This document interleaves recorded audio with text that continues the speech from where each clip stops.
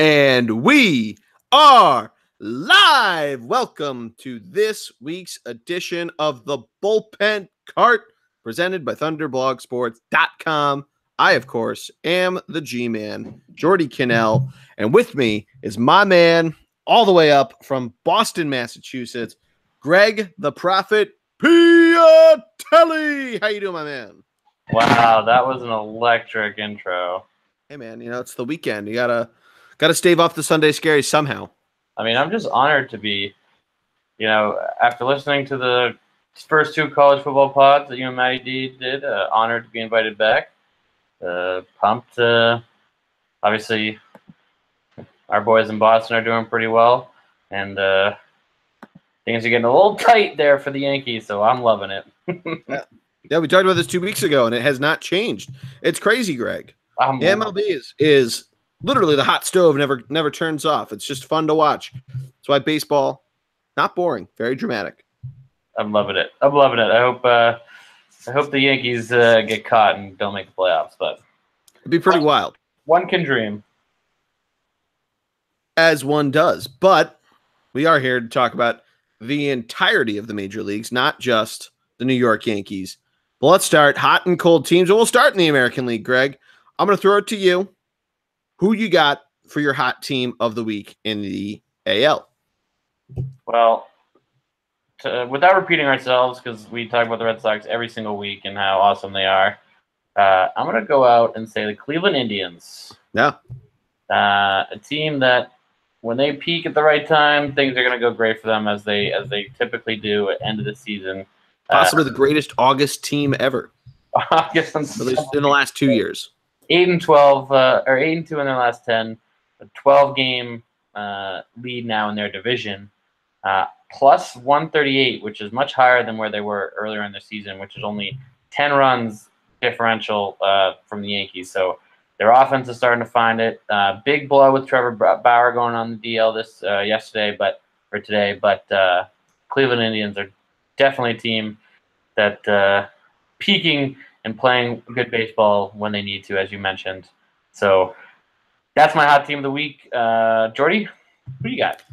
I'm going with the Oakland Athletics of the American League West.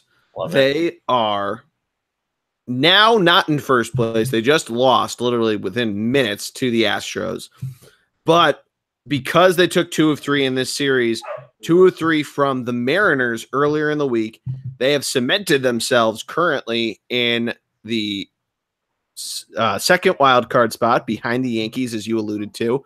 They are now only a couple games, or really about 4 games back of the Yanks, and only a game back of the Astros, and they've looked nothing but better and better every single week. Their offense is really, really churning out runs, and at times their pitching looks stellar too. They haven't really let up a ton of runs, and when they do, that offense can really crank it up to continue. But they took Justin Verlander a couple times deep today, and they took 2 or 3, granted in Houston, but the Astros are a pretty good road team, so it's definitely a big accomplishment there. So you got to be happy if you're an Oakland A's fan, especially as they may be the only team in Oakland in a few years. No, and we talked about it. They will be, but we talked about it too. The only team that scares me in the American League would be Oakland, just because the Red Sox have not beat them this season once and haven't played them obviously since April. But they haven't. Then they don't play them again. But a team that we talked about it last week, or Chris with a K, and a team that quietly goes about their business and has that sort of a small ball, money ball, get things done mentality. And right now, they're 3 games up on Seattle for the second wild card spot, and 4 games behind the Yankees. So, or 3 games behind the Yankees in the wild card. So, in the top spot. So they definitely have a good shot at making the playoffs if they continue to play the way they played. And as you mentioned, unbelievable week, and you got to win games at home, especially against divisional rivals. And they did that 2 out of 3 against the Astros. So absolutely. Do you want to go to cold teams, or do you want to go over to the National League? Why don't you give me the cold team? I start with hot. You give me the cold. All right. So my cold team of the week, It's going to be the Astros just because they had been building up that lead. They now have lost. They've now curbed that losing streak, but it's still not the best week for Houston. Oakland, as we were just talking about, red hot, but Houston just as ice cold to squander a bit of that lead. Now have a one game lead on the Oakland A's, but 3-7 in their last 10 games, and they're chipping away. The run differential, I think, has been lower than the Red Sox, but now it's solidly below the Red Sox. Although they've let up less runs, they just have much less of a prolific offense, Greg, as I'm sure you know. But I mean, these guys, they went on the road. They split a series with the Rockies during this week. They got 4 games swept by the Mariners. I know I mentioned that last week on the solo pod, but definitely not a good run for them. They're normally very good at home, and I think they have a lot of home baseball still to play. But really, when you look at it, it's just a tough pill to swallow if you're a Houston Astros fan. And I'm sure they're going to be fine and make the playoffs. But right now, you definitely have to take a step back if you're AJ Hinch, if you're anybody else, and think, is there anything missing here that we need to lock down before we can't add anyone else? Well, here's the thing, right, is the Astros were in a position almost a month ago where they thought they didn't have to do anything else the rest of the season, and sort of they could coast to play 500 ball and make it into the playoffs. They are playing 500 ball. The problem is, since the All-Star break, the problem is the Athletics and the Mariners really want to make the playoffs. So it's a team that needed a little kick in the gut, and they got one. So they got a little jolt. They got a little, being swept at home, right, I believe, by the Mariners. Yes, at home. Yeah, and then losing 2 out of 3 now to Oakland on the road. It's just a matter of a team that you can't lose. You can't lose 6 out of 8 games to 2 division teams, especially 2 division teams that are chasing you in a span of 2 weeks or a week and a half. So for them, it's maybe this is the gut check they needed. Maybe this is the sort of shakeup that they needed. Maybe this is the wake up call, if you will. If anyone knows, it's me. The hardest thing to do, being a Patriot fan, obviously, is to repeat. And the Patriots, time and time again, repeat, and at the same time, it's a struggle every year. Everyone always talks about the Patriots are on cruise control until the playoffs, and Houston, this may backfire on them. And personally, I would love if Houston won their division so that the Red Sox could either play the Yankees or the Athletics, but in the first round. But that's selfish of me. But I love your cold team here, Jordy. And outside of picking the Blue Jays, the Orioles, or even the Kansas City Royals, bottom of the barrel or bottom of the division teams that also had terrible weeks. Blue Jays losing 4 in a row. I'm going to go with the Astros as well. Yeah, definitely an easy one to pick, especially as you mentioned, really of teams competing, because we can't even try to pick. We started off talking about the Yankees, but they've won 3 straight. Really a big weekend for them that they needed, and they're still hanging in there with that first wild card spot. And the Astros and the Athletics the Athletics and the Mariners aren't going away. So the Yankees really do need to beat those teams all on the schedule. So yeah, it's funny. And since the 4-game sweep at Fenway, the Yankees have only lost 3 games. So they've been on a little bit of a mini run here in the last couple of weeks and just tearing the cover off the ball. And John Carlos finally hitting home runs for that team. But they're still 9.5 games back. But yeah, anyway, love it. Did they consult Big Al to hit some dingers? They need to do something. He's from Staten Island, right there. They have a minor league team there. Not wrong. Jordy. Yeah. Hot team of the week, National League. I started with the American League. Give me your hot team of the week for the National League. It's going to be the Colorado Rockies. Mm-hmm. They are 8-2 in their last 10, winners of 4 straight baseball games. Thankfully for me, as a Phillies fan, they were all against the Atlanta Braves, which means, Greg, if the Phillies win tonight, they are back in first place. Let's go, baby. But not just because they helped out my Philadelphia Phillies so well. They did this all on the road. They split a series in Houston with the Astros. Granted, their loss was a 12-1 loss. But then they go down to Atlanta, and win 5-3, 11-5, 5-3, and 4-2. And that's something that if you're a Colorado Rockies fan, a couple weeks ago, you might have been pretty concerned. I think we used them as a cold team of the week a couple weeks ago, Greg.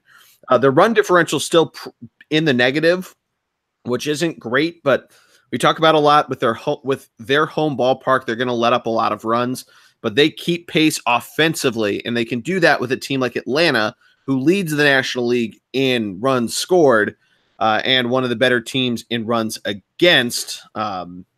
Hilariously, only the Dodgers and the Diamondbacks and the Cubs are teams that really have better runs against than the Braves in the NL. But still, a team like the Rockies, who have scored more runs than the Diamondbacks, a team whose offense we always talk about, they're only 6 runs back against the Cubs, a team that can tear the cover off the ball, and 14 runs behind a team that they just 4 games swept.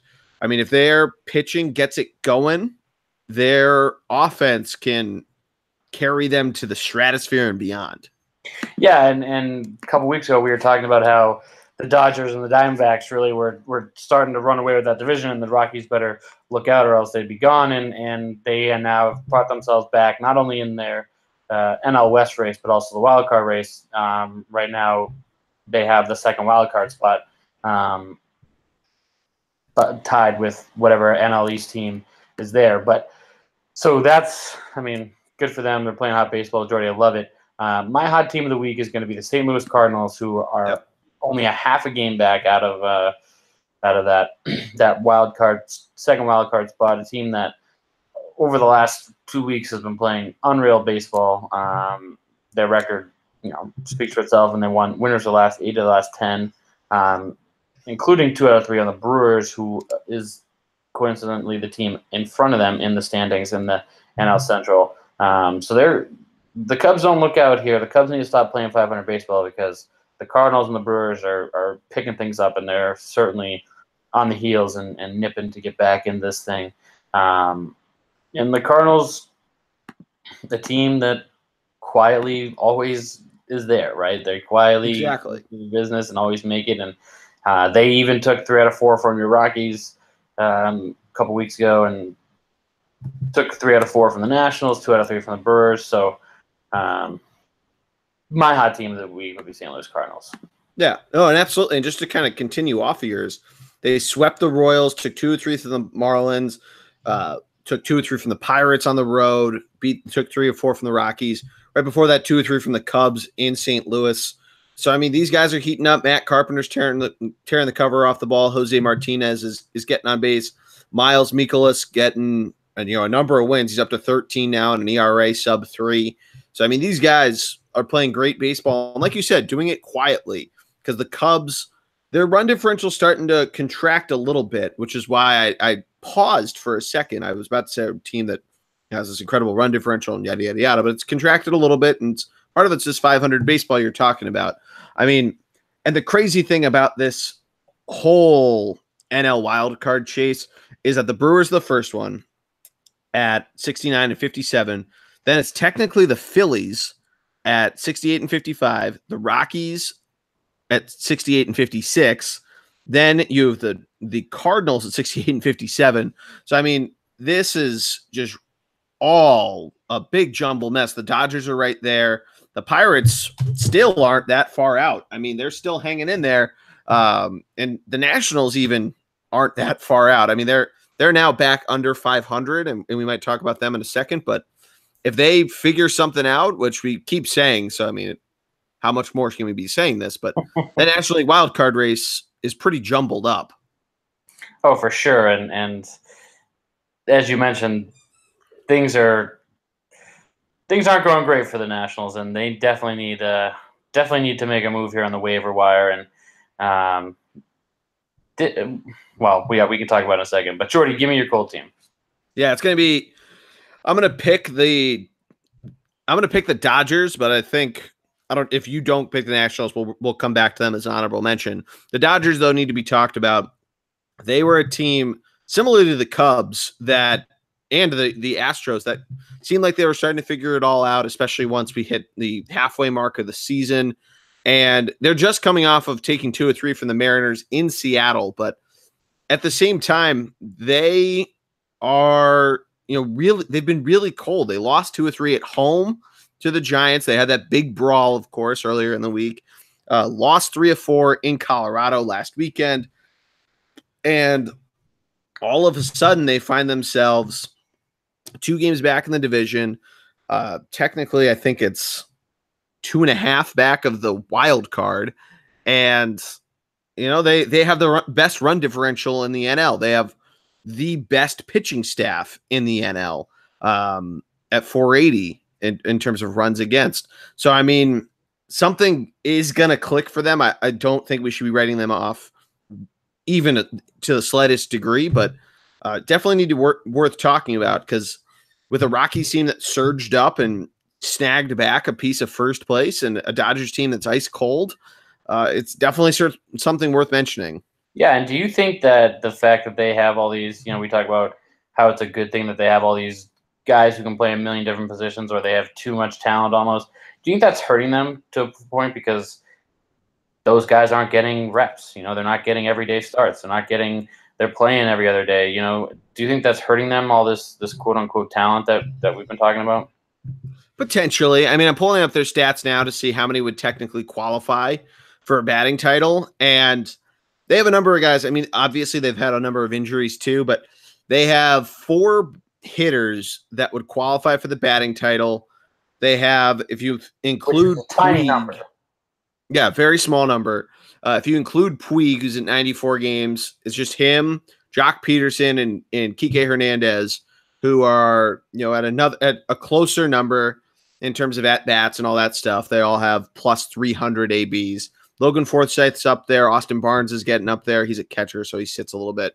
Chase Utley comes off the bench. He's at 146, and then that's really the next highest is Chase, and then Manny Machado's there. He's at 117, and he's starting to, it looks like he's starting to get it together a little more. But since getting acquired almost a month ago, he's batting 265. He has 4 homers and 10 ribbies. So you have to think, if he turns it up, he'll be an impact. But one thing I saw, and it might have been, and it was, I forget where I saw it. He doesn't play enough.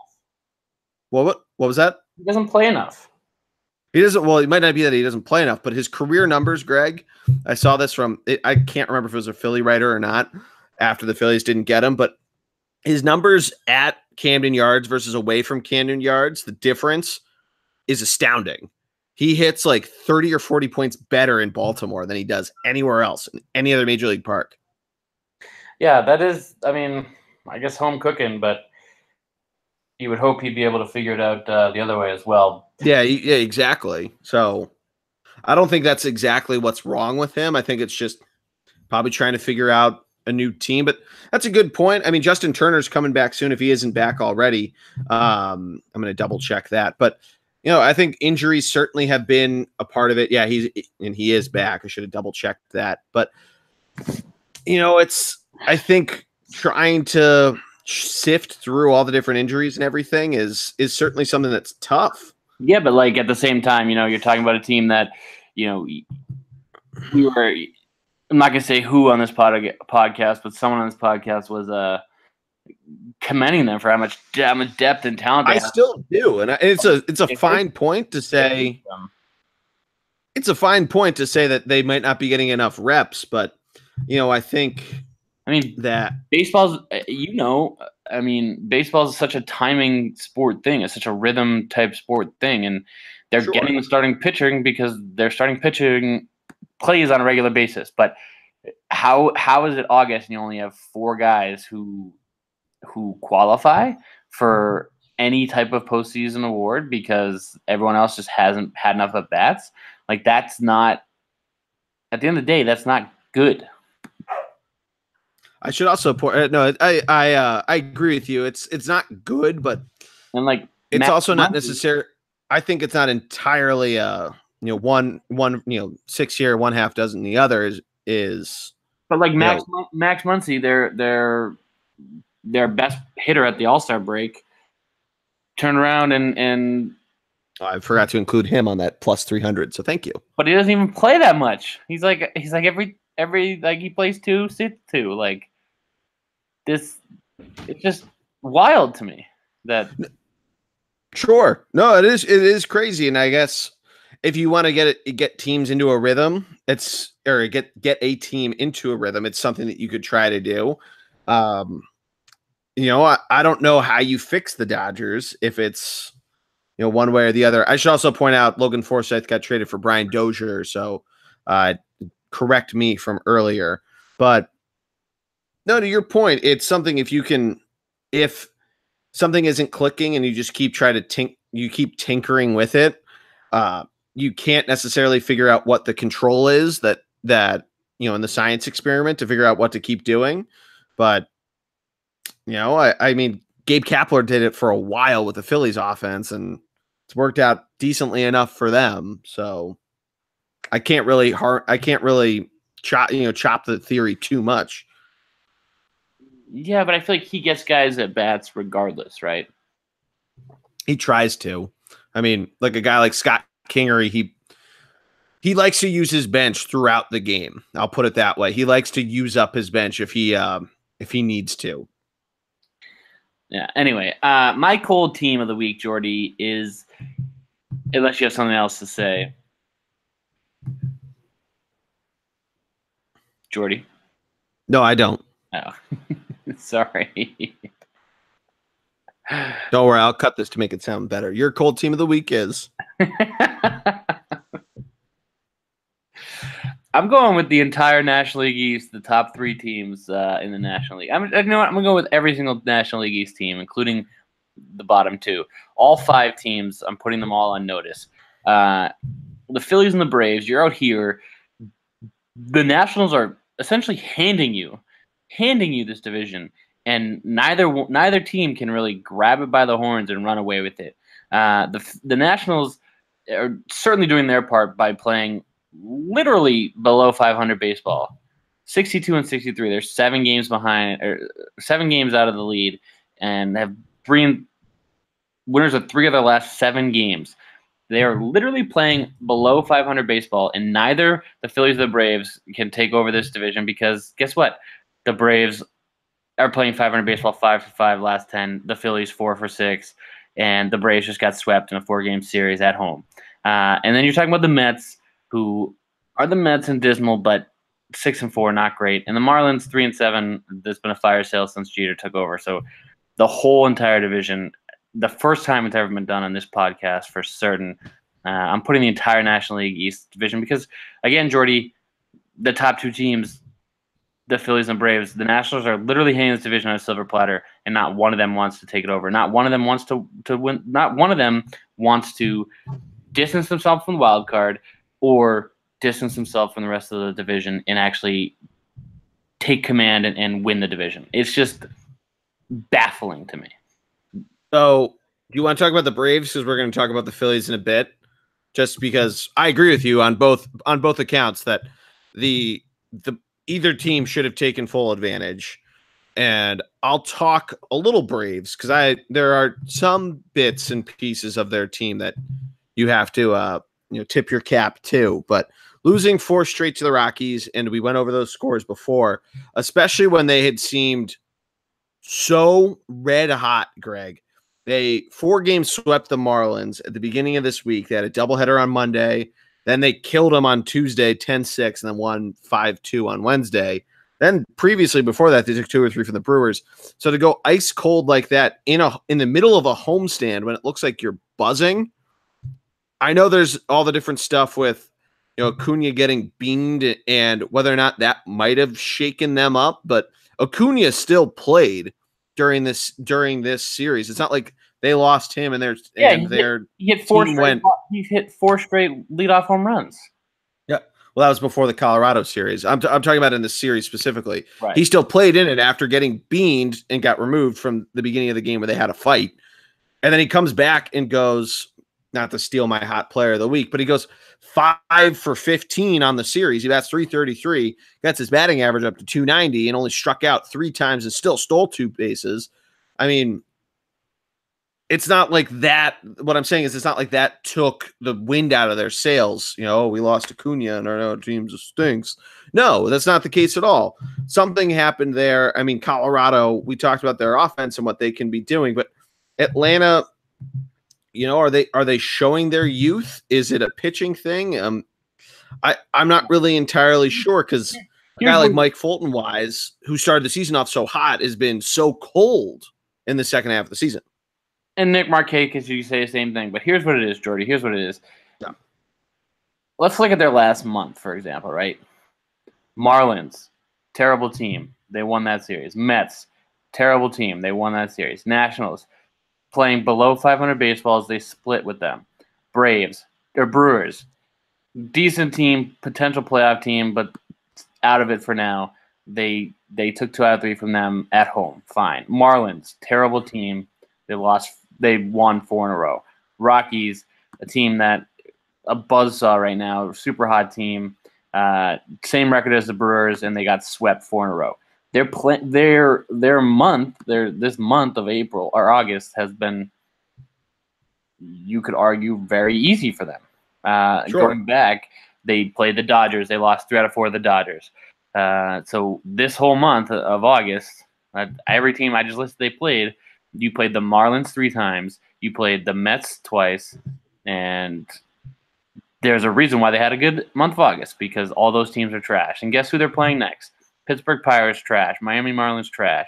Tampa Bay Rays, they don't have 3 starters, let alone 2. So, and then Pittsburgh Pirates, and then they get the Red Sox. So the rest of August is just as easy. And then they start September with the Pirates and the Red Sox and the Diamondbacks. So their schedule is very easy, and there's a chance for them to turn around and win this division just based on the fact that they have an easy schedule coming down the stretch. Yeah, they run into the Phillies twice, 2 separate series, but that's the only reason why this team would win, because their schedule is so easy. But guess what? When they come into a playoff team, they get trounced. Yeah, I mean, it's you can't really argue that. I mean, it's not like the Phillies who can split it with the best team in the bigs, exactly. But twice on the road and at home. Yeah, and we can talk about the Phillies' falterings and squanderings of opportunities in a minute. But no, I agree. I mean, Atlanta, Washington, you can make the same argument, even though they had some injuries, that the rest of the division isn't very strong, and this is it's what we always saw from the Nationals in the last 5 years, of where they'd have this large division lead. They'd be one of the first teams to claim the division crown, and then they'd get bounced out of the first round really quickly and never made an NLCS during this entire span with Strasburg, with Harper, and then with what's his face, with Scherzer. And maybe that's what we're seeing here, and just how young this Atlanta team is, and whether or not they can step it up when the games really matter. I mean, who knows? The Phillies are in a similar boat, but we'll get to them when we get to Phillies talk. But that's a really good pick. I mean, the entire top half of the division, and really the Nationals really had an opportunity to try to claw their way back in. 100%. With both teams playing terribly. And this was always the concern when in June and May, when the Phillies and Braves were battling for first place and the Nationals had been starting their downslide, was you need to keep it going while the Nationals are cold. And the Nationals aren't doing that. They're really missing that opportunity. Yeah, and not for nothing, but the Nationals, like you said, they had a chance to do some damage. And, yeah, they played the Cubs and Cardinals, but they got swept by the Cardinals. And they lost 2 out of 3 to the Cubs. And then they split with the Miami Marlins. You can't win a division when you split with the Miami Marlins on a regular basis. I'm not just doing the top half of the NL East, Jordy. I'm doing all of the NL East. Oh, sure. Entire National League East division for this week. Cold teams of the week, Jordy. What's next? Let's do top players of the week. I'm fired up. You need to be more fired up. I'm bringing the juice right now. You need to bring the juice. Hey, there always needs to be the straight man to the Kramer. There needs to be the Jerry to the Cosmo. Listen, I know you're freaking out because the Phillies are playing right now, and they're losing, and they're playing in another little league park, but they should be used to this. That's where they play every single home game. So We'll get there. We'll get there. Top players, the Roy Hobbs MVP of the week will start in the AL. Craig, who you got? Jordy. Well, okay. I'm going to go with Jed Lowry from the Oakland Athletics. In a huge series they had with the Houston Astros. Ended up 2 home runs, 8 RBIs, and scored 5 runs himself. So manufactured runs as well as brought some in. Great week for him, bet at 357. I had another honorable mention, but hopefully we'll see if you take him or not. But Jed Lowry from the Oakland Athletics, who was a huge part in helping them take 2 out of 3 from the Houston Astros. No, I like it a lot. I like that pick a lot. I am going to go with Nick Castellanos of the Detroit Tigers, a guy who I'm still thinking he might get moved and still a little shocked he hasn't been. But 2 homers, 10 ribbies on the week, 10 for 24, about at 417, 500 on base percentage. He really has been, tearing the cover off the ball really all season. He's been banged up a little bit here and there, but a guy that that Tigers team that really doesn't have a lot to look at can depend on. So good on him. Thought he should get some recognition. Great pick, Jordy. Great pick. Who's your honorable mention?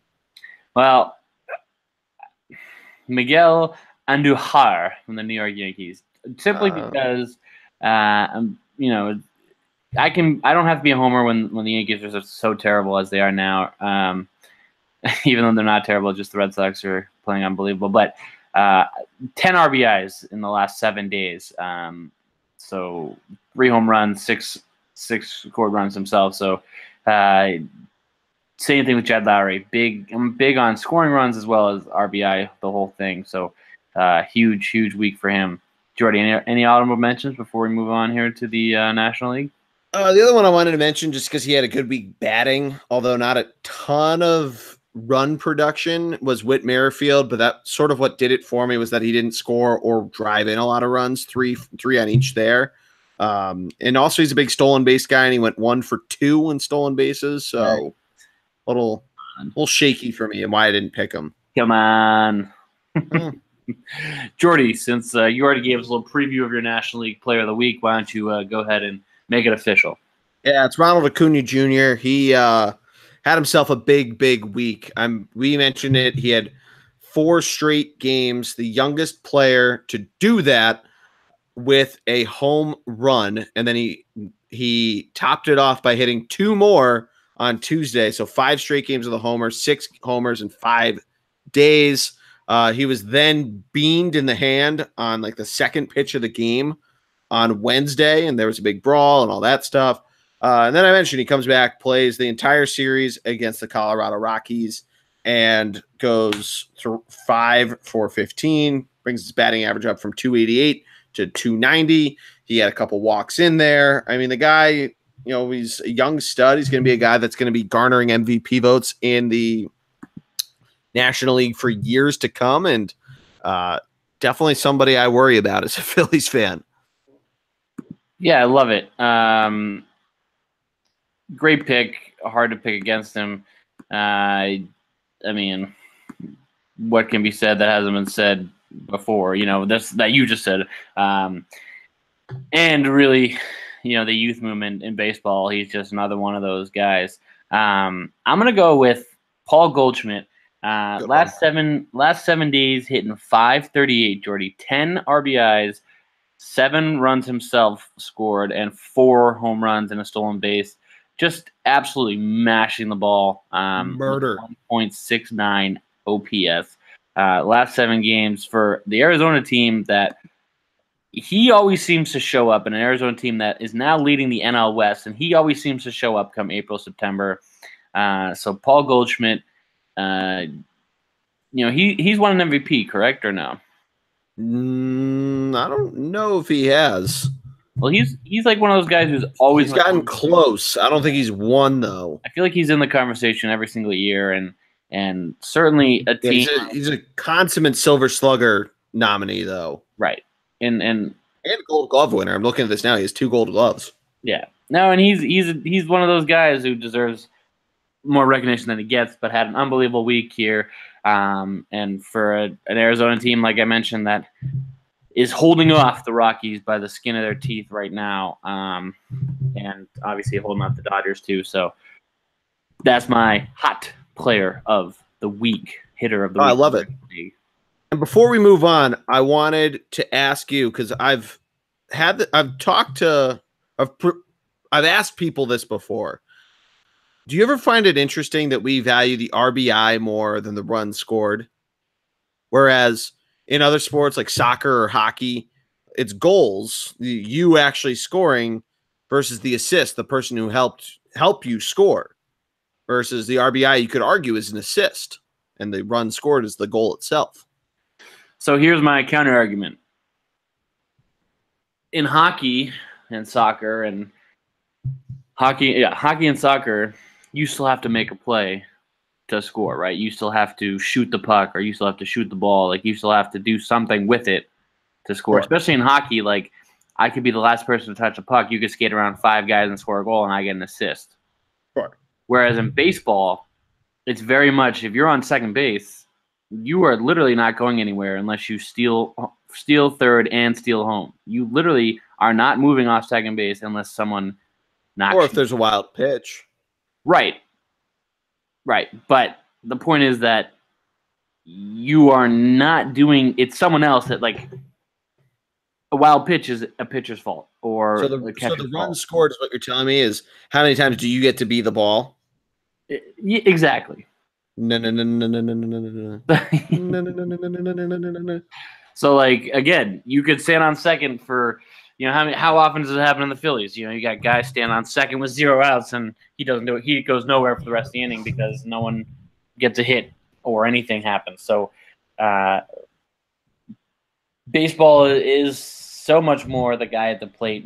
Yes, the guy has to be on in order to drive someone in, but which is why Mookie Betts' RBIs are down, because he bats first. He bats first in the lineup, and it is what it is. But the whole separate story, whole separate conversation. I hope I swayed you in that. If not, Jordy, let's hear an argument. No. I've always heard that argument, and I agree to it to a certain extent. And I think the being the ball argument is probably the best way to put it. It's just interesting that those are the stats that we look at, and it makes sense why the RBI is valued more.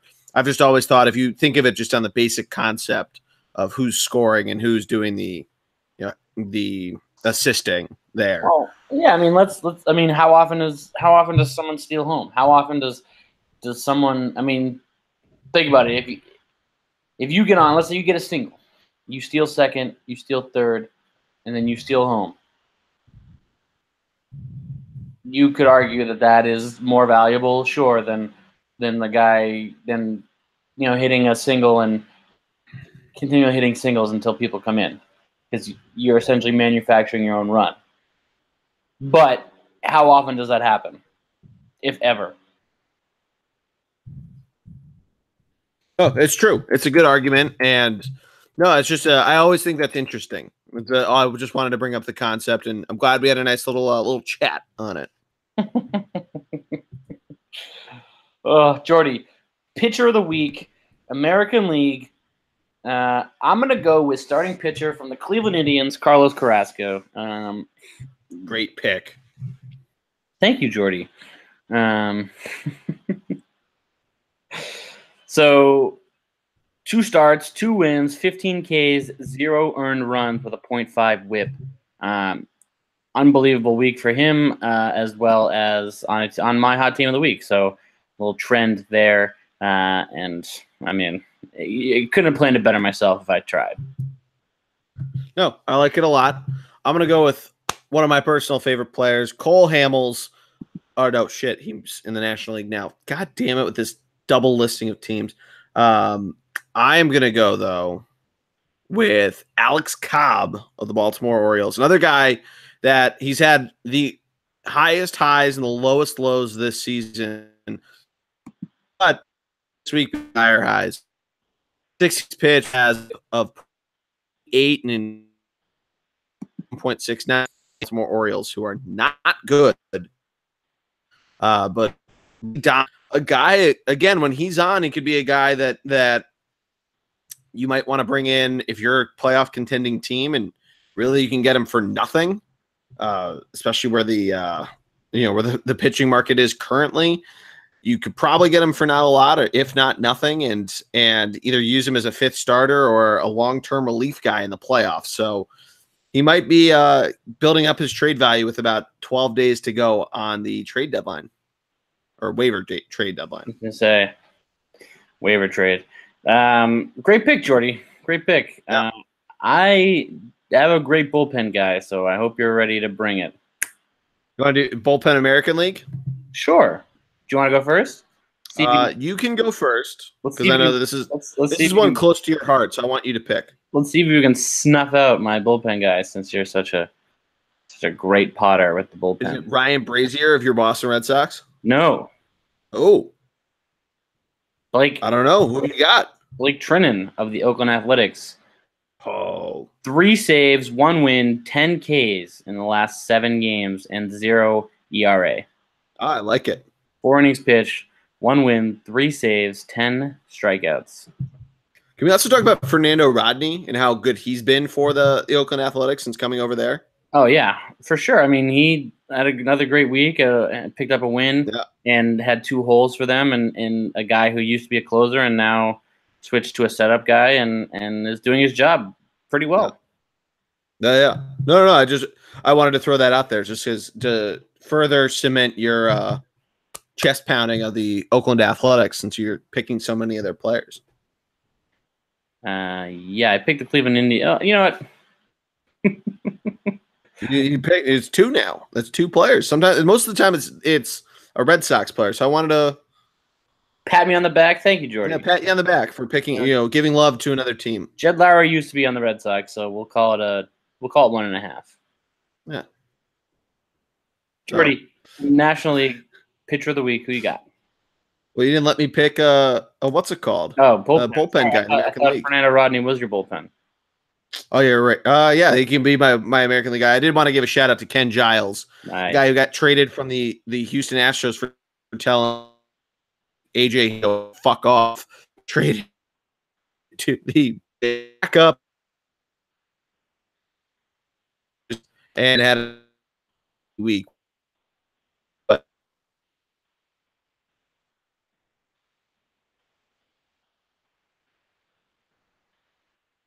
But National League pitcher starter of the week for me, I kind of blew it, but it's going to be Cole Hamels.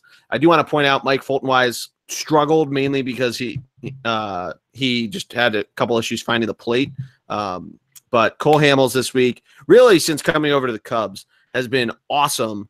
And this week, he only let up 1 run. He had a whip, the same as his ERA. Both were .64, 12 Ks, 1-0. I believe the Cubs won both of his starts. So I mean, really, they're really getting a lot of what they traded for, and I mean, I'm excited to see him do a lot for them, and they've actually won all 4 of his starts since coming over there. His ERA, Greg, in the National League in 2018 is .72, which brings his ERA from the American League of 4.72 down to 4.0 on the season. So good for Cole Hamels that he's starting to find more and more life, and another one of those guys who didn't he get traded? Didn't he get traded somewhere as well midseason and have an unbelievable finish? He did. He got traded from the Phillies to the Rangers, and it helped propel the Rangers into the playoffs 3 years ago. I feel like that's just his thing. Great pick, Jordy. Great pick. I'm going with Jacob deGrom. Ooh. No, it's good. He dazzled the Phillies yesterday. Yeah, 2 starts this week, 15.2 innings pitched, 21 strikeouts, 2 wins, 1.15 ERA. I only picked him over Scherzer because he did throw more innings and got both wins. Scherzer had 18 Ks and 0 earned, but deGrom, the lone spotlight in the for the New York Mets, if you will. Yeah, he outside of tonight's win. Well, you're forgetting Thursday, Greg, the game 1 of Thursday. But yeah, DeGrom, 21 strikeouts, like you mentioned. Yesterday, really just dummied the Phillies left and right. And what's so amazing about it, too, is that there was a bit of a rain delay. So he even had to sit down and kind of cool off from the adrenaline.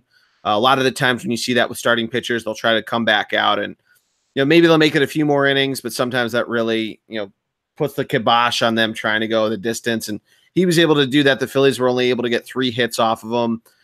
He's not let up any earned runs against the Phillies. He did have an unearned run in just a series that has more errors than you'd see in a typical soccer match between any of these games from both sides. The Phillies especially terrible. But the Mets not helping him out too much else either. And it really just shows in terms of how he's done statistically, how many unearned runs that he has against him. But the fact that he's been so dominant on this team and that hasn't affected him negatively is just fantastic. And you got to give him all the different props. He's up to 200 strikeouts on the year. I don't think he'd get to 300. That'd be quite a month of September and end of August, but he can definitely get to 250. I'm sure of that. Is he a free agent or anything, or is he playing for anything, or is he just this good? He is this good. I don't know if he's a free agent or not. I don't think he's 30. So I don't know if he's coming up. I think you might get him for another year. If you were to trade for him, in other words. But yeah. I don't think he's a free agent. It's tough. You always feel bad for guys like him or Joey Votto or guys who just are way better than the teams they're on, if you will. Yeah. And I mean, even Machado for a while, but it's just a waste. No, it absolutely is. And I'm looking up DeGrom's contract right now to see what we got. He's eligible for arbitration in his 3rd year of arbitration this winter. And then he would be again in 2020, and then is an unrestricted free agent in 2021. Nice. Yeah. Jordy, you got any bullpen guys for the National League, or am I going to have to carry that one too? I do have someone. You go quickly while I get out of this Jacob deGrom contract page. It's slowing my computer down. So please fire away. Fire away. I'm going with Wade Davis, pitcher from the Colorado Rockies. 6 Ks, 0 earned runs, 3 saves, and 1 win in 5 innings of work in the last 7 days. Again, love the closers, but more importantly, the ERA being down and the strikeouts being somewhat high was huge for him. So easy choice for me for bullpen guy, Wade Davis from Colorado Rockies. Oh, that's a great pick. I like that a lot. Thank you. I'm going to go with another guy that went a little bit under the wire in terms of getting traded, and that's Brad Brack of the Atlanta Braves. He, in this past week, had a couple different saves. He actually had a couple different holds. He actually did have a blown save. It technically wasn't his fault, as all the runs were unearned, and one of the Braves lost to the Colorado Rockies. But this guy really has done everything that he can to help out his team, and let up his first runs as a Brave today, and he got traded about a month ago. So I mean, the fact that he's only made 9 appearances, but still acquired up 5 different holds, a couple of them this week. He's definitely been a good addition for the team, and really, if you're looking at that, we were talking about this before, guys that were established. He obviously had taken over the reins for Zach Britton while he had been hurt in Baltimore, and he's been an excellent addition to that team, and one that could be a nice difference maker as the Braves continue down the pennant chase. Yeah, great pick, Jordy, and it's frustrating that the Braves aren't recognizing and using their talent the right way. Unlike Gabe the Babe, who's just been an absolute mastermind, taking this Phillies team that was supposed to finish nowhere near the top and putting them in the top. So good for Gabe the Babe, and Terrible job by the Braves leadership there. So do you want to move on to Phillies talk? I mean, that was just a great transition, and you just blundered. It was a great transition. Let's do it. So the Phillies this week, it's been streaky, Greg. It's been streaky. 3-3 right now. Currently losing to the Mets. Trying to win this 5-game series that started off on a really, really, really low note. So Jordy. Yes. Since the solo pod last week, we got a lot of Phillies. We did. I was wondering if I could this week ask you questions as an outsider, and you could answer them as an expert. Okay, I like this idea. So let's start with the obvious. A team that splits with the Red Sox, obviously the best team in baseball, if not the best team ever assembled, like Chris Sale said. And right before that, ticket puncher. And right before that, splits or loses 2 out of 3 to the Padres, and loses 2 out of 3 to the Diamondbacks. Yep. Should have won that first game, but neither here nor there. So, as an expert, can you explain why this Phillies team plays up and down to their competition and is not able to win the games they need to win in terms of beating teams that winning series, I should say, because baseball winning series against teams that are below 500 and teams that they should win series against, i.e. the San Diego Padres? Yeah, I think the biggest part of it is they cannot travel outside of Citizens Bank Park. It might be a part of the reason why their bats are cold today. The Phillies, I talked about it a little bit last week, have the best home record in the National League. They are now 2.5 games up on the Cubs. Is this comparatively to the friendly confines of Wrigley?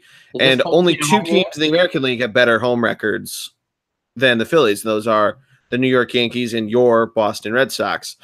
Away, the Phillies are 27-34, same as they were last week, 7 games under 500.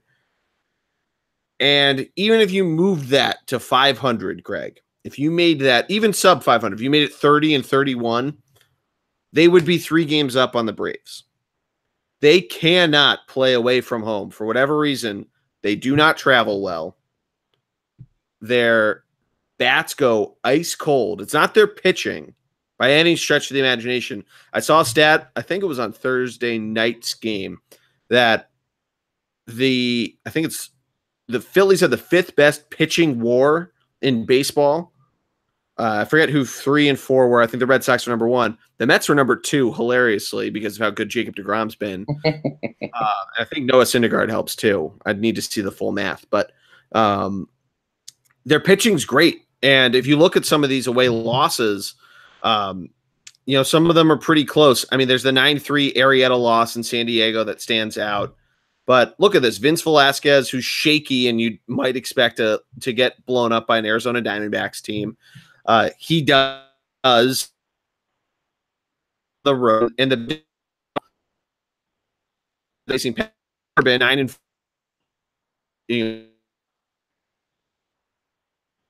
Gem and the Greinke to win that game. The 3-2 game, I mentioned that first game they should have won.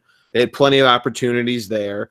For whatever reason, they can't get it going. And even last night against Jacob deGrom, they fall to a quality pitcher, but they got a rally going, and dumb mistakes just really stifle this team. A lot of the times you see it in the field, but last night it was Odubel Herrera taking a step towards second base and then having to get tagged and then getting tagged out on an error. He thought about it and then kind of sauntered back, then realized they could tag him and got tagged out. I mean, that's it sometimes, but I mean, it could come down to a little bit of tinkering, and at home you at least feel a little more comfortable there. To come back to your Dodgers point, because they do that, and they're starting to do it more with the reemergence of Roman Quinn, the addition of Wilson Ramos, of Justin Bour, and it works out at times. It worked out well against the Red Sox on Wednesday. You give both Justin Bour and Wilson Ramos their first starts as Phillies, and they come out and they score a ton of runs against the Red Sox and then still make it a fucking heartbeater at the end of the game. Same thing Thursday night in the second game after getting blown out 24-4 on a great Zach Eflin night. But, I think the comfort of being at home helps them to a degree that I guess when tinkering and the errors and all that happens, that they can at least feel confident they can come back from. Whereas on the road, they don't feel that comfortable to do so. So coming down the stretch, I just counted. They have 19 home games and 20 road games. Yep. Obviously, they need to figure out this whole road situation, or else they're not going to find themselves in the playoffs. Fast. Yeah, Fast. And it's funny because they came into Fenway and scored 7 runs in their win. Of each game, very end of this. Sorry, you cut in out. What did you say?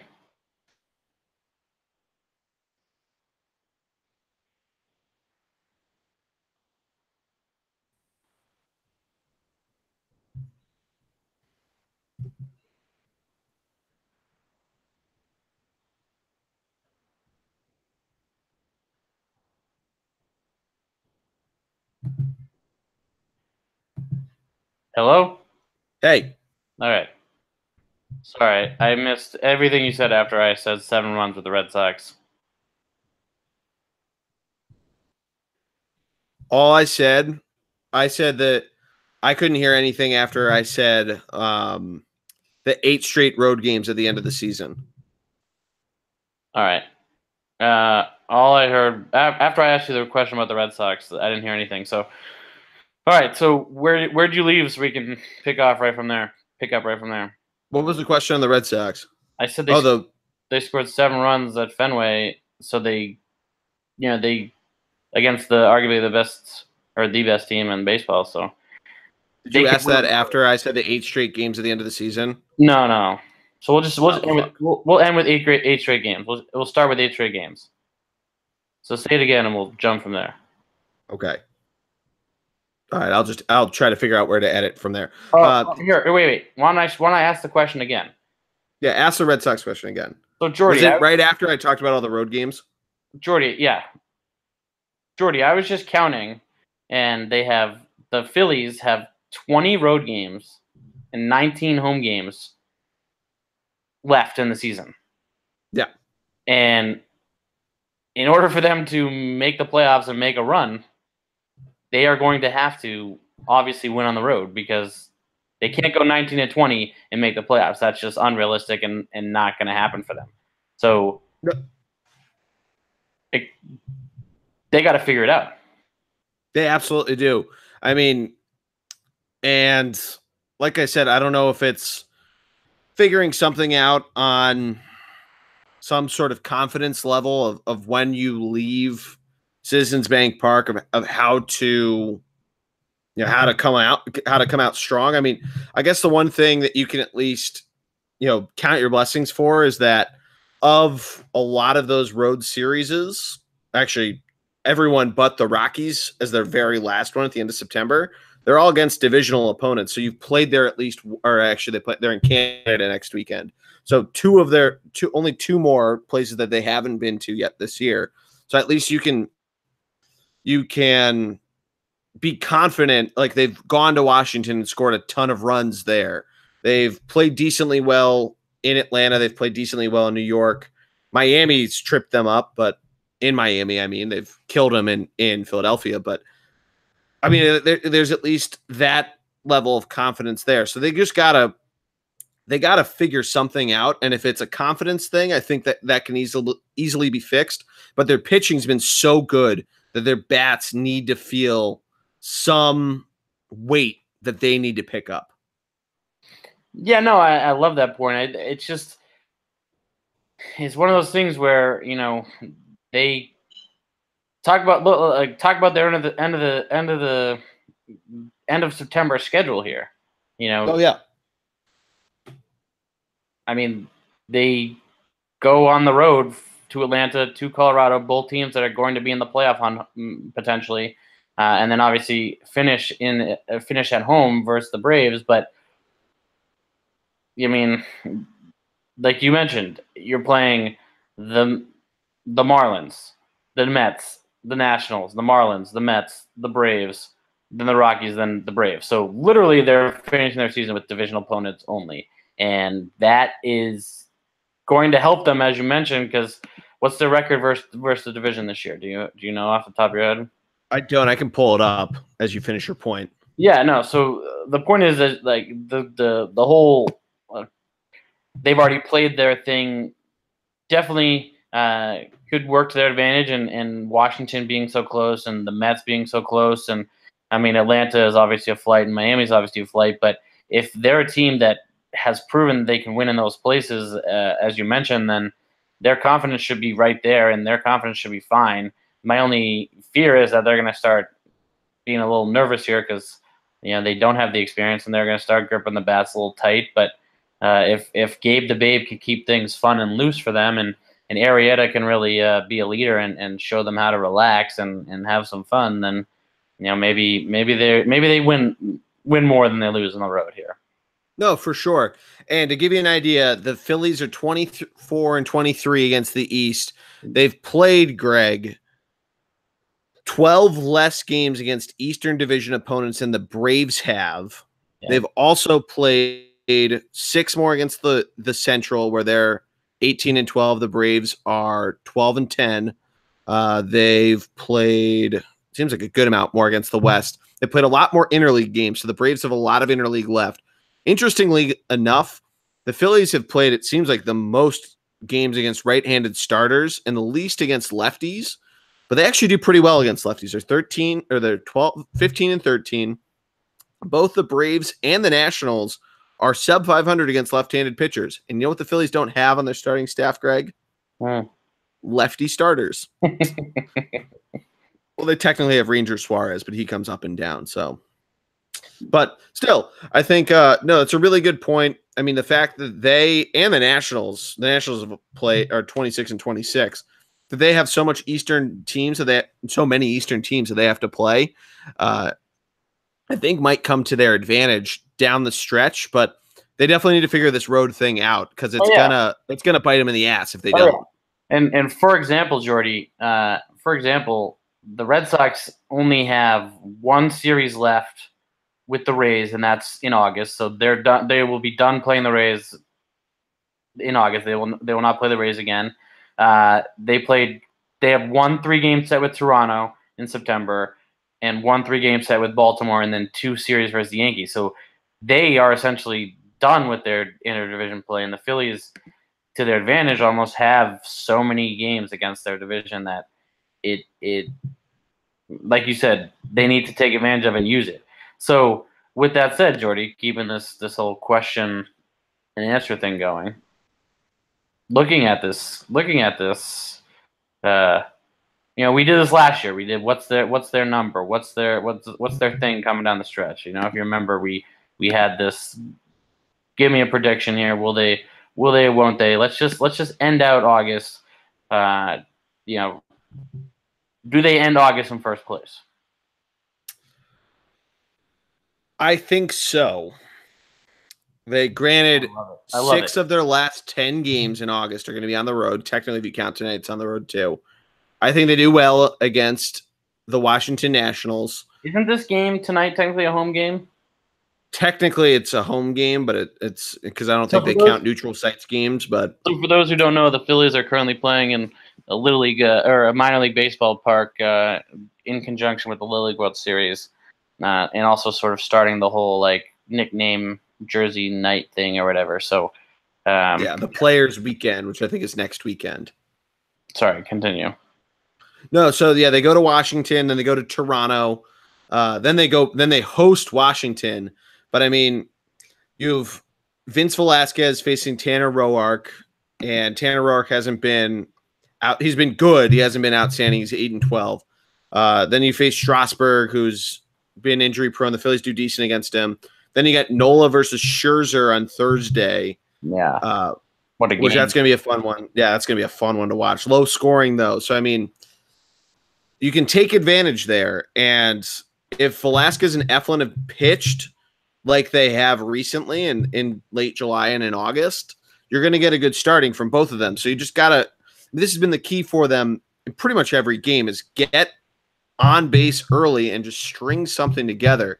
What the Phillies did a couple weeks ago that's worked out for them so well was they moved Herrera and Franco to the bottom half of the lineup, and it gave them almost a second heart. And Franco and Herrera started to clean up there. Now, Herrera has been pretty streaky, and they've started to give Roman Quinn a little bit more starts and everything. And they've also been playing a lot of baseball, so that's part of it as well. They get a day off tomorrow to go down to Washington and all that. But, we'll see how everything goes.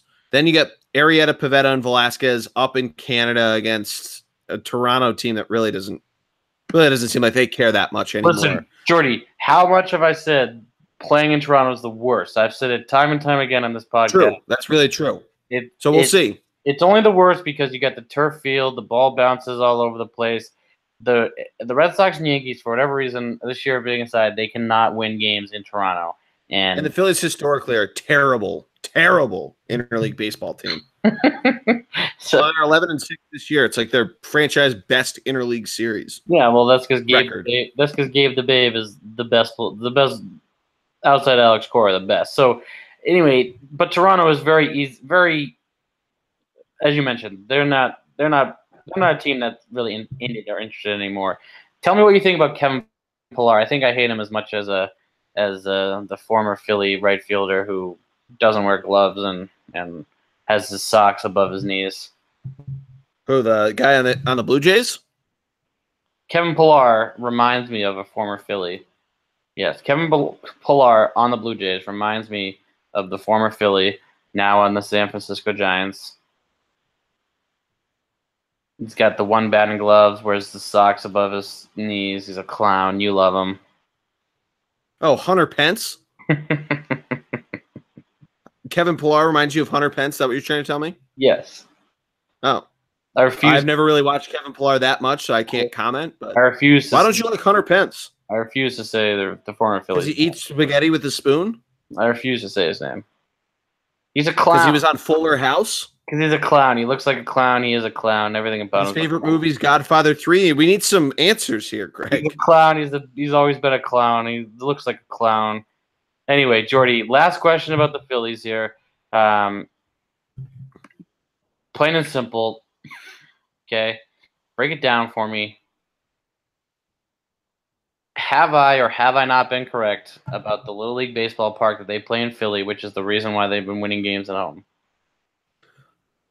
Greg, I've never denied that Citizens Bank Park is a hitter's ballpark. It has always been conducive to left-handed hitting. Case in point, your fat-ass catcher hits a bomb on Tuesday night and then takes his sweet-ass time trotting the bases. Third home run of the season. Third home run of the season, guy. Third home run of the season. It's a lefty's ballpark. Look what the fucking Mets did on Thursday. They teed off on the Phillies. It's a lefty's ballpark. I've never denied that. That's why Jim Thome did so well here. That's why Ryan Howard did so well here. I can't. Yeah. All right, Jordy. I'm rooting for the Phils. I'm pulling for the Phils. The Red Sox play the Braves, so hopefully we take care of 3 games from them or 2 games from them for you guys there. Yeah, help a guy out. Yeah, always do. What's next here? You got any bleacher creatures? Obviously it's Little League World Baseball season, so we have a ton of great just kids that have gone viral. Obviously, Big Al is the one. He took a picture with Reese Hoskins today, so everybody's really excited about that one. But I want to talk about the kid from Spain that's 6'1", 245 pounds, throws absolute gas, and he can't hit, though. That's the crazy thing.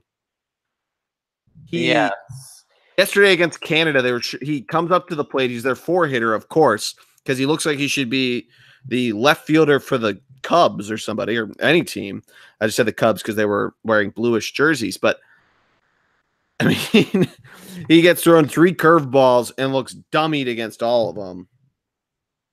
Well, isn't that always the case whenever there's a super, super, super tall kid in the Little League World Series? He just looks like a fool every time, gets struck out every time. Yeah, I mean, I can. The only ones I can remember remember like Saudi Arabia used to always make the Little League World Series, and they dye their hair. I can remember they were all giants too. Yeah, and they never did well, but they're also like from Saudi Arabia. They don't play a lot of baseball there. I don't think. They were American. They were on an American. They were Americans on like an American base or whatever. So anyway. No. Oh, is that what it was? Yeah, they were like military. They were military kids. Oh. Yeah. Anyway, the point being that I always thought the bigger kids never did well, but you're right. You would think that a kid that tall would be able to, one, throw gas, and two, get a hold of a fastball or even do anything. So I obviously love the Little League World Series, having gone there twice myself. Shout out to you. Big fan. Shout out to me, obviously, always. I have loved what the Major League Baseball has done the last 2 seasons in taking – the Phillies go twice in a row? No, last year was the Pirates and the Cubs. Yeah, okay. So in taking these Major League players and having them go to the Little League Park, walk around in the stands, interact with the kids, interact with the fans,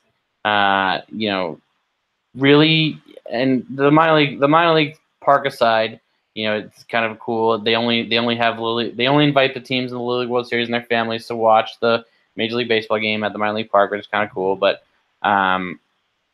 it's just one of those things where I think it's great because the kids seem so happy, so excited to meet and see the Major League players.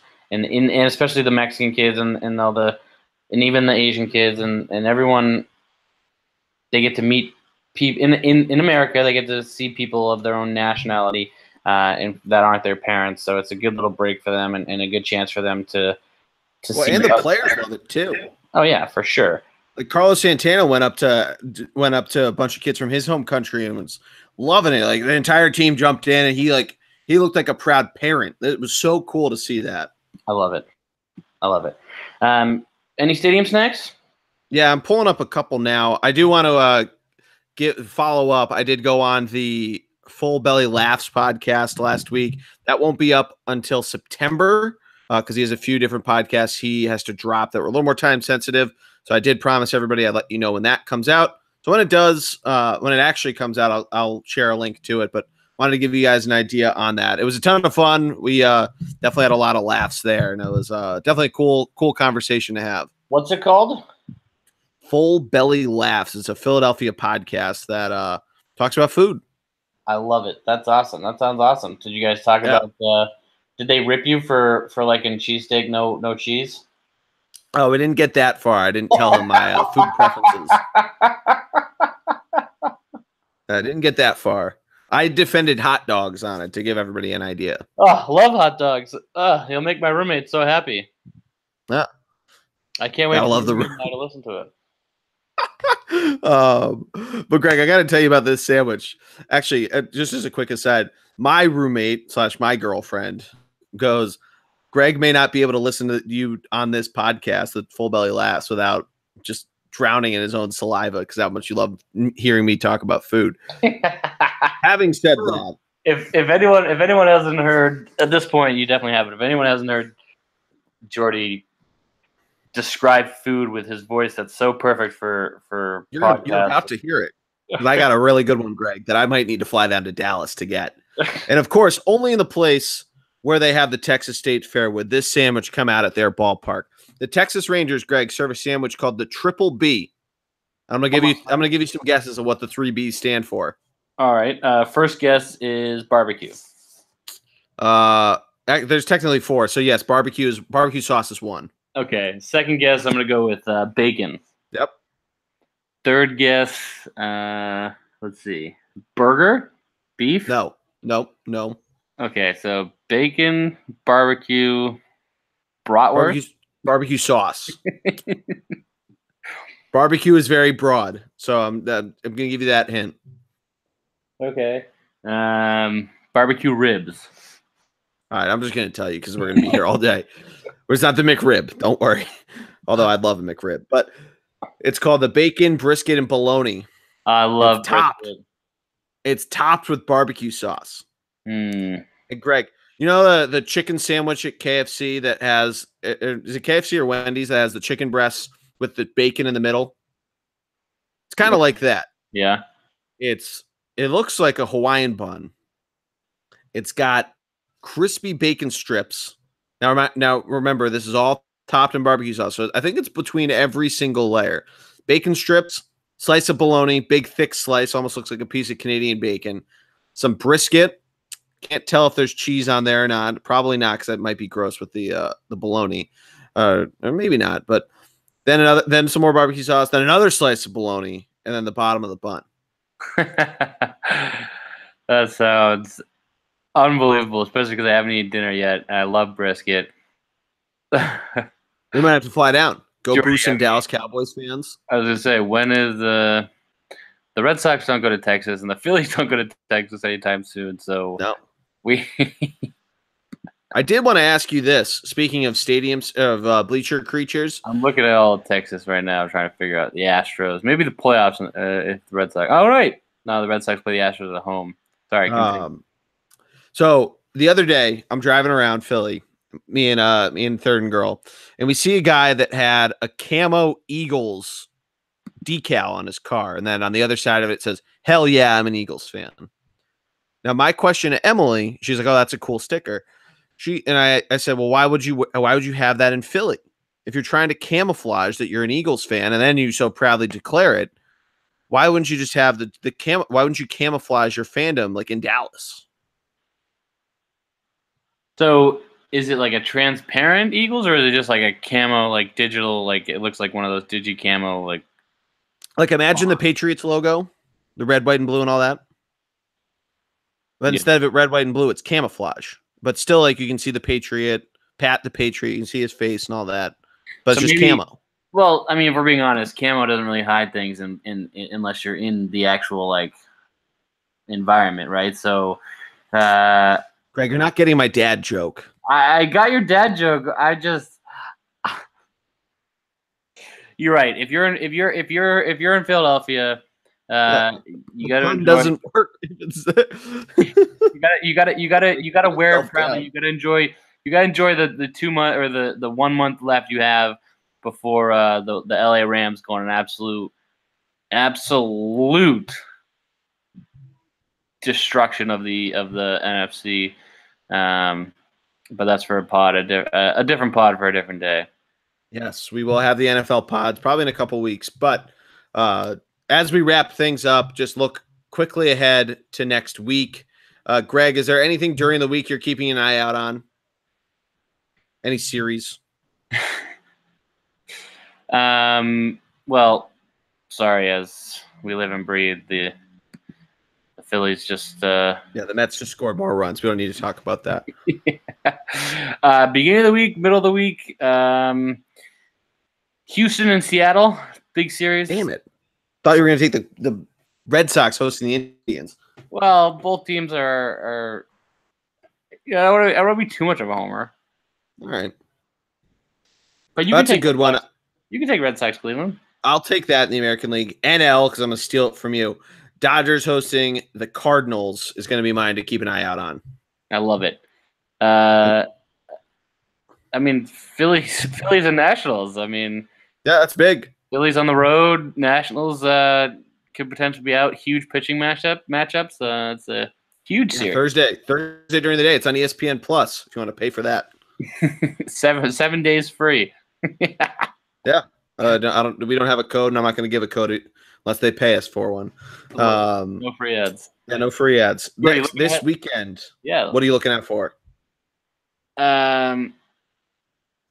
Well, the St. Louis Cardinals head to the Colorado Rockies.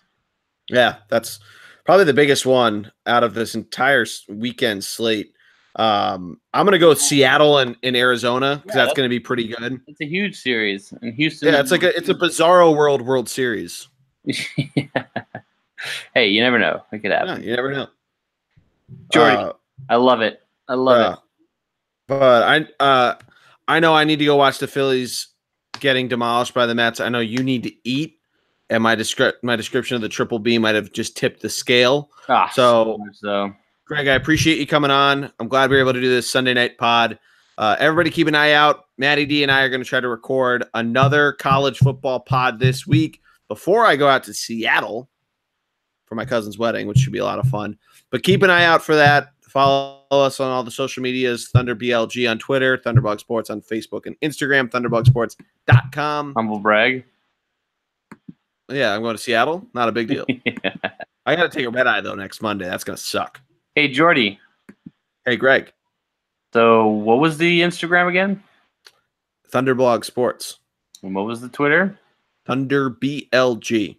Yeah, haven't seen a lot of tweets lately. Yeah, I do some on my personal account, and we'll do some on the Thunder BLG. I got to be better at switching between the two. Well, you get a lot of stories, but not a lot of like posts or tweets. But no, that's good criticism. It's fair. I also did want to ask you this one last question, then I'll let you leave. A lot of people were putting up on the social media on Thursday that the Patriots got their revenge against the Eagles. Do you feel avenged from the Super Bowl loss by winning in the preseason? No, Jordy. People who say that are not real. They're ESPN media, and they're not real Patriot fans. They're like, I saw people that are fans, not ESPN people. I saw people that are fans saying, "Take that, Foles." No. If you're saying that, you're just a clown. You're just a clown. Was that a clown question? It's a clown statement, bro. A clown question. What a terrible. Ugh. All right. With that, I'm going to go let Greg eat. Thanks, everybody, for listening. Go Greg, thank you. Go Pats. Go Phils. Go Sox.